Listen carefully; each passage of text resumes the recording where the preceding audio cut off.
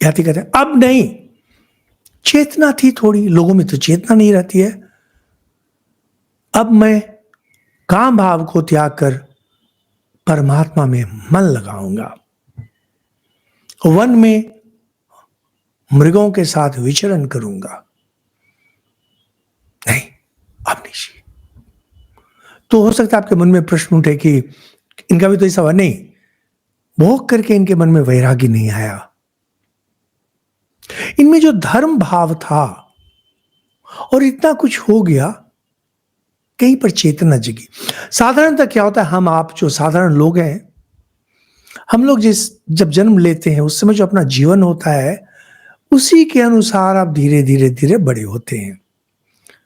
कभी कभी किसी किसी के जीवन में एक परिवर्तनकारी मोड़ आ जाता है, किसी व्यक्ति के कारण, किसी घटना के कारण, और यह जो पटरी पर, रेल की पटरी पर रेल जैसे चलती है, आपका जीवन चल रहा था, हठात पटरी बदल जाती है।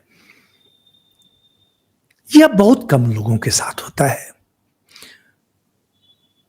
कोई बहुत बड़ी दुर्घटना के शिकार हो जाए, चाहे वह मानसिक हो, सामाजिक हो, शारीरिक हो, या किसी संत महात्मा का संग हो जाए जहां से वो एक परिवर्तन, तो परिवर्तनकारी घटना साधारणतः लोगों के जीवन में नहीं होती है, साधारणतः। इसीलिए क्या, जो लोग जन्म लेते हैं जैसे थे मरने के समय भी लगभग वैसे ही रहेंगे। अब क्या है, 60 साल 70 साल अगर पृथ्वी पर हैं तो कुछ तो अनुभव बढ़ेगा ही, कार्य कौशल तो, कर्म कौशल तो बढ़ेगा, लेकिन अंदर में कोई परिवर्तन नहीं होगा। अगर किसी के अंदर में परिवर्तन होता है तो समझिए कि उन्होंने विशेष दुख का अनुभव किया है। बिना विशेष दुख के परिवर्तन नहीं होता है।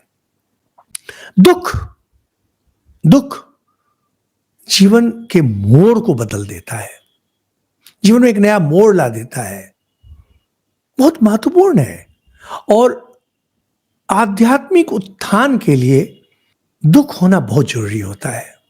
शायद ये बातें आपको आश्चर्यजनक लगे, लेकिन मैं तो इसी विषय को जानता हूं, इसलिए गलत नहीं बतला रहा हूं आपको।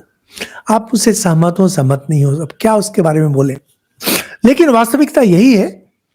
झटका लगेगा तभी आप ऊपर जाएंगे, नहीं तो उसी में घूमते रहेंगे वृत्त में।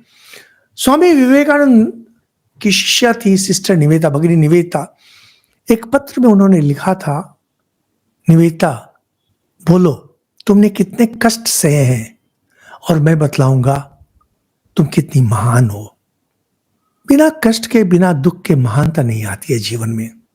ओ, बाकी तो गाय भैंस की तरह जीवन जीते हैं, जैसा जन्म लिए थे वैसे ही जिए वैसे ही मरे।